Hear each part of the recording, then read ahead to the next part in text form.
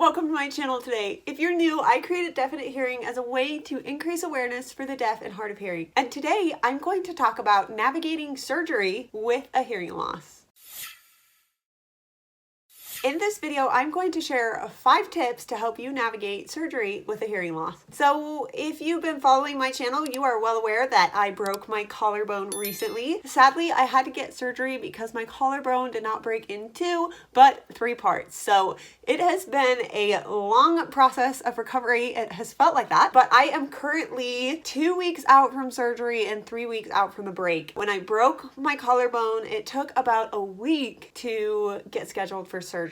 Just the soonest that a doctor could do it was the following Monday. I broke it on the previous Tuesday. So I had 6 days with a broken shoulder and it was painful. But I was grateful I got surgery because I could sit up straight finally again. Though I have the pain of surgery, it feels good to have my body and my posture back. All right, so I admit that this video is going to be a little bit different because it includes coronavirus factors. So due to coronavirus right now, we are all aware that elective surgeries have been widely discontinued, but because we're kind of coming out of the woods of coronavirus with the vaccine and everything, thankfully elective surgeries are happening again. So I did have to wait 6 days. I'm not sure if that was due directly to coronavirus, but coronavirus definitely impacted the way that the surgery operated. So for example, I could not bring someone with me. So my mom, my dad, Joel was on a work trip. None of them could come with me into surgery. So from the time my mom drove me up to the hospital, I was on my own when I entered the hospital and even coming out of surgery. So it was very different and it was a unique experience. All right, so number 1, I walked through the doors and I went to the hospital front desk to check in, and they just noticed they were asking for, again, my information, first name, last name, date of birth. I gave them that information. They confirmed that I was there at the proper time, thank goodness. And I just mentioned I'm hard of hearing, so as I'm sitting in this waiting room, it would be really nice if the person calling my name could come up and get my visual attention. I just noticed that this particular waiting room had so many different weird areas to it. Like, it wasn't just a big open room. It was like there were little nooks and little back areas. And of course, due to coronavirus, everyone was super spread out. So I just wanted to make sure that if they called me for my proper appointment time, that I would hear them. So tip number 1 is don't be afraid to point out that you have a hearing loss and ask for help. Tip number 2 is don't be afraid to ask questions. It's okay to ask, how long should I expect to wait? If I have any questions, should I come back to you? And moving forward, you'll just notice that asking questions was a really important part of me feeling ready and prepared for the surgery that I was kind of alone on. I had to be my own advocate. So number 3, when I was initially called back, they had kind of a triaging person sit me down at a desk and sign some paperwork. Keep in mind, coronavirus. So there's that glass panel, and this gentleman is wearing a mask in addition to me. So I, of course, had trouble hearing him. And because this is medical paperwork and medical things, I want to make sure that there is no doubt of what I am accepting, signing, and things like that. So I asked, can I please see the documents that I will be electronically signing for? And they have all these documents. Usually they're laminated or they can print you out a copy. Sometimes it's embarrassing. It can feel embarrassing to take the extra time to read through these documents, but it's critical. You could be signing away liabilities or consenting to things that you may not be comfortable with. For example, I noticed on one paperwork that it had a clause of, by signing this, I give this hospital permission to take any video, photos, recordings, footage, whatever you want to call it, in the name of learning or just physician documentation. As a YouTuber and as a specialist in advertising and social media, that literally could mean anything. And so I was like, why can they record but I can't? Just seemed a little off. But the thing that I really had a problem with was there was a clause that said that essentially residents or inexperienced people that are learning under the direction of medical professionals may perform parts or all of your procedure. And I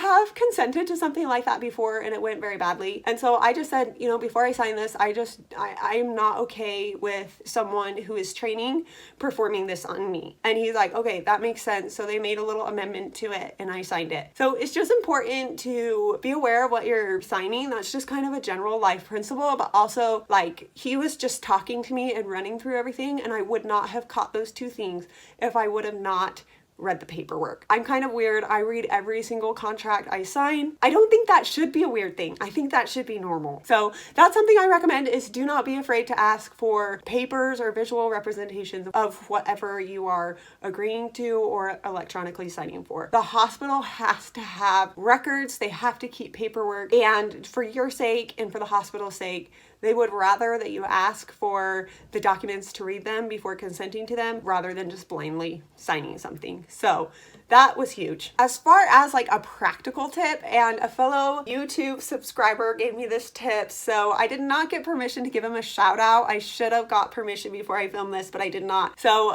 to that subscriber, you know who you are. Thank you for being one of my biggest supporters, but I just wanted to share this tip because I really loved it. Like when I went into surgery, I had to remove my glasses and my hearing aids. So I have never felt so like vulnerable in my life. So in order to make it easy for the nurses to remove your hearing aids or your glasses, and I waited to do this till the last minute. They took them off for me when I was under anesthesia in the operating room or the OR. In order to make this as easy as possible and to make sure that they keep track of your devices, I definitely think that this is a great tip that fellow YouTuber gave me.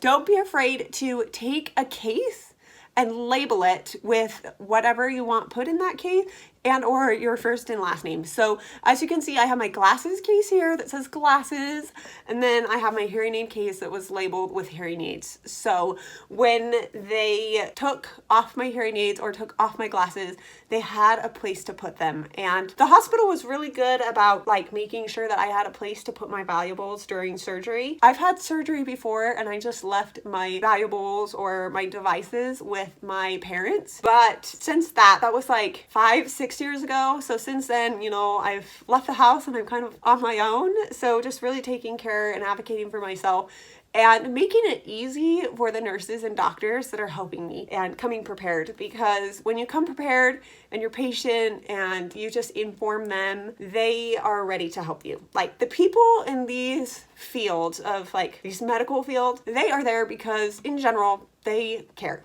and they want to help people. That is just kind of something that I found. If you just arrive prepared and ready, they are so happy to help. I mean, they're happy to help regardless, but it's just refreshing to them sometimes to get a patient that has some compassion too for them, because they're always giving at work. So that's just my 2 cents though. I'm not a medical professional, so maybe I'm just like way out there. If you want to comment on this, I would love to hear your comment. What do you think? Do you think medical professional appreciate it when you come patient, ready, and prepared? Yes, no, what tips do you have? I would love to hear in the comments below. All right, so that kind of leads to my last and final tip, is trust the people. I definitely have my guard up around strangers sometimes, and I just had to learn that like, hey, they are here to take care of me and everything's going to be okay. And I really appreciated that they let me keep my hearing aids and my glasses in until the last minute. It just was an overall the best experience that it could have been. I know that my mom and Joel and my dad and all my other family members and friends were like, wow, this is kind of like going into surgery and not having those things that I always have, like hearing aids and glasses. That could be scary, but thankfully it went as well as possible. It's like I went to sleep and then I woke up and all of a sudden I was all better. It was like, I mean, I had the nerve block on, I couldn't feel my arm, but they were so sweet. They helped to my every need, even in terms of like, I don't take nausea medicine because from my last surgery, like it made me so sick. It was absolutely horrible. But they catered to my every need, even down to the fact that I didn't have the nausea pill. They had these really cool scented stickers that apparently ward off nausea. And it smelled like oranges. It was like a citrus blend. And it was so lovely. I just really appreciated how they were so thoughtful. So I know that care and quality of care can really be so different across the board. Like someone may have a great experience in the same facility one day and have a horrible experience the next. I just want to say it went as well as possible. I hope that these tips help you. Are you going into surgery soon?